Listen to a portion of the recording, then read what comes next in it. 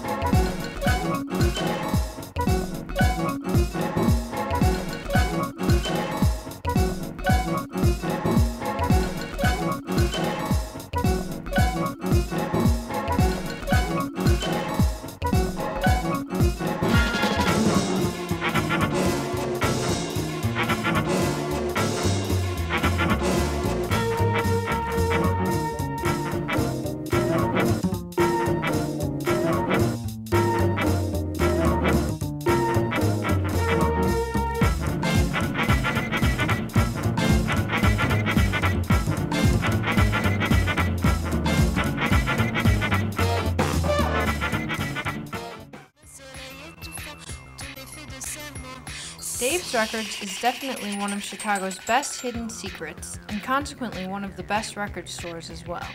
The store is located right on the corner of Clark and Wrightwood, in the heart of one of Chicago's great North Side neighborhoods, Lincoln Park. You got to go where the vinyl is. It's just the way it is. If you're a record shopper, you know this store. You know Permanent Records. You know Dusty Groove. You know Reckless. You know all the spots around town. You know, and even all the spots that nobody knows. Unlike other record stores around Chicago, Dave's Records only sells vinyl and nothing else. They have a huge collection of vinyl, and Dave himself knows every single one and where exactly it is. I mean, most records I've either seen, touched, played, you know, so I have some knowledge of it one way or another. Amazing. Amazing. Upon entering the small, slightly claustrophobic space, you're immediately surrounded by thousands of records, of all sizes and musical variety.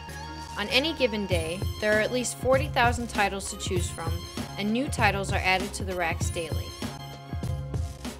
This is all the rap section. This is actually pretty good. I've always wanted this would be awesome to have in LP for.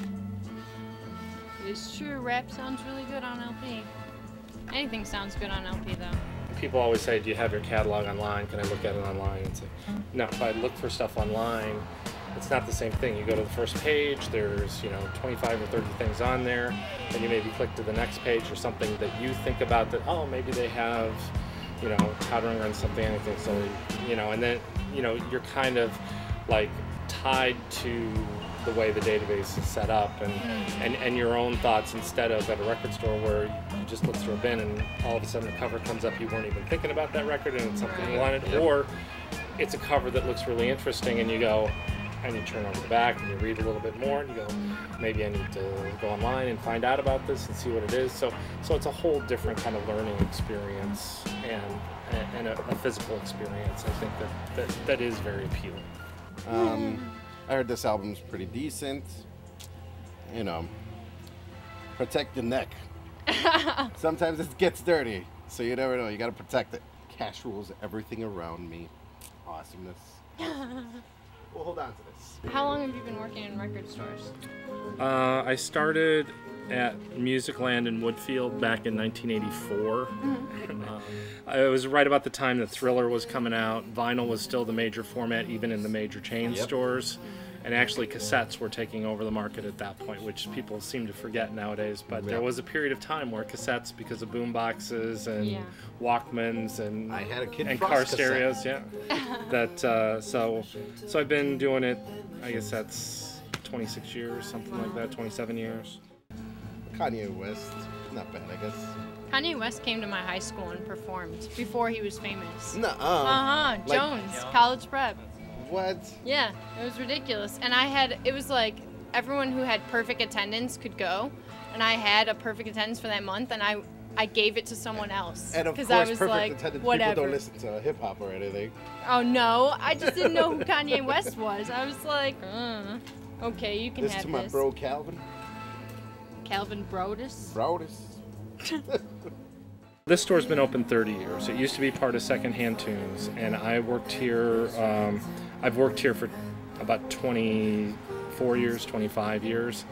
I worked for the original owner. He sold it about 2000 to an internet company called Django's. They went bankrupt within a year and a half, and then I bought the store out of the bankruptcy in like 2002. So I've owned it for about 8 years. So it's been Dave's Records for 8 years. It's been in the neighborhood 30 years, and it used to be called Secondhand Tunes. Not only does Dave's Records sell new and old vinyl, but they buy them off their customers too. So, I've got a whole bunch of records with me that I wanted to see if I could get rid of. I'm sure they're not worth very much, but I will tell you what I can do. my dad, when I turned 18, my dad gave me literally his entire record collection. You seem like you would know everybody there. I was working at record stores when these were out, so I've been doing it a long time. So in your mind, are you going like nobody? No, it just, it really has nothing to do with that. It has to do with things that we have way too many copies of, things that we can't sell anymore because it's too common, doesn't come in, or nobody cares about it anymore, or things that just aren't in good enough shape. I mean, there's things in there that I would buy, but condition on some of the stuff, it's not that it won't play or anything, but there's a certain level it has to be for somebody to go, okay, I'll pay. Even in the cheapest section for that kind of price. Because a lot of times, or something like this. This is just like Portuguese import. And usually these tend to be fairly bad quality presses. So like, what's the type of music that sells the most around here? Like, well, I mean, generally rock sells the most. I mean, it's the highest percentage of stuff, but we sell plenty of other categories as well. I would imagine just because of this section right here, I would imagine you get a lot of DJs and stuff coming in. Yeah, I mean, but that's changing because guys that used to DJ with vinyl, now they can do Serato, and just use their computer, and so that's changed the face. Actually, DJs kind of saved vinyl because they still produced new vinyl, and then they realized, well, wait, it's kind of a growing thing, and then it kind of grew. But then at the same point, for DJs, less and less vinyl is becoming available. What about the most obscure stuff that you may have? Well, obscure is different. I mean, we get all kinds of like obscure, like celebrity records, like the William Shatner records, that type of thing, or I saw Naomi Campbell over there. I didn't know she was a singer. There you go. Vinyl is something that is always going to appeal to a certain element of people. But like I was talking with Gabby, I mean, LPs are just always better quality. It's like you don't see a 8-track store. Some people are into it for the quality, and certainly the quality is better. But there are some people you just like records. It's a cool format, visually, aesthetically, physically. It's just much nicer to hold it, look at it, smell it. Value to me is how much you value it. You can find a $4 record that nobody else wants, but it's the greatest record to you, and that makes all the difference.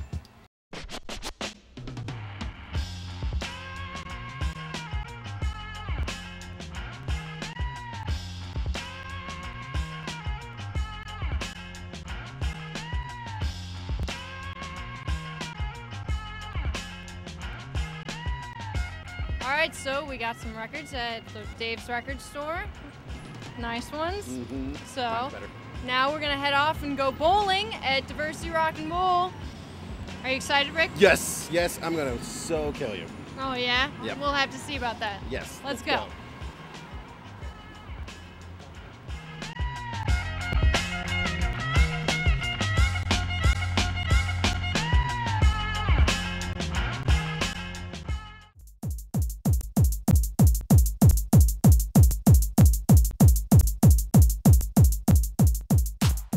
Welcome back to Let's Go Somewhere, episode 4. I'm Gabby. I'm Rick. And we're here in front of Diversey River Bowl, where we're going to... Strike everyone out and make everyone seem like idiots. Really? Idiots. I think that's idiots. a good plan. Yep. Yeah. What's so great about Diversey Rock and Bowl? Because you could drink. You can drink. Well, and they play rock and roll. That's always good. You know, so... Going We're with gonna our go theme. in, meet up with some friends, and have a hell of a good time. And you should come with us. Let's go. Let's go. Diversey Rock and Bowl has been in the business of rocking and rolling while you're bowling for over 52 years.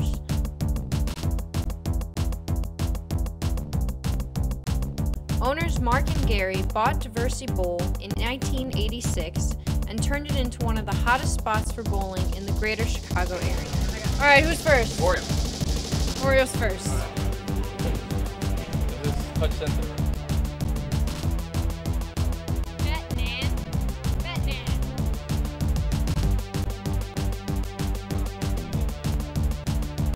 All right, here we go.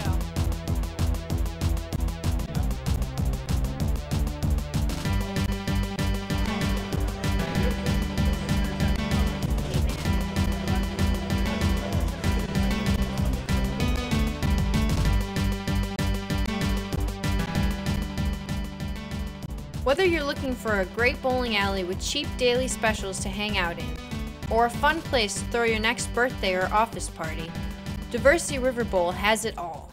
I hit some pins! I hit some pins!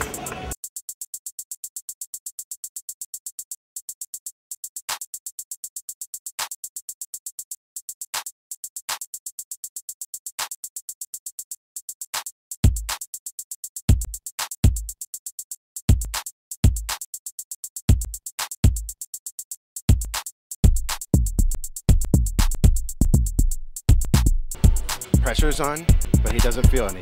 One-handed. Here we go. Ladies and gentlemen, that looks like it's golden! Golden! That's what I do. Back to you, Phil. Smartly nicknamed the Diversey Rockin' Bowl, this place is best on its Thursday, Friday, and Saturday nights, when they turn on the laser lights, start up the fog machines, pump up the rock and roll, and start pouring out the drinks.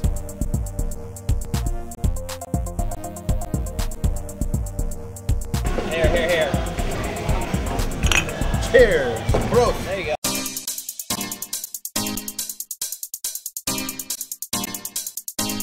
Think about it.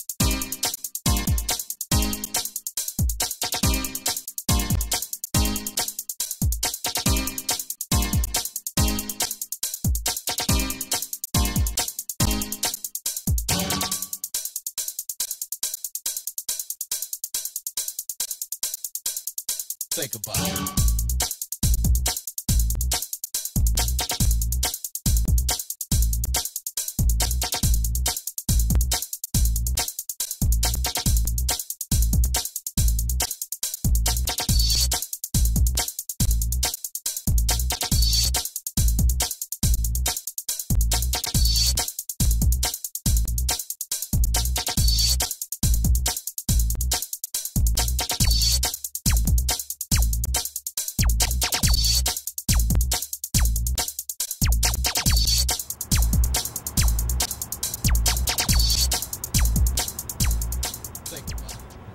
All right, everybody, that was Let's Go Somewhere, episode 4. Join us next time for more fun and more adventures all around Chicago. I'm your host, Gabby Nelson, signing out.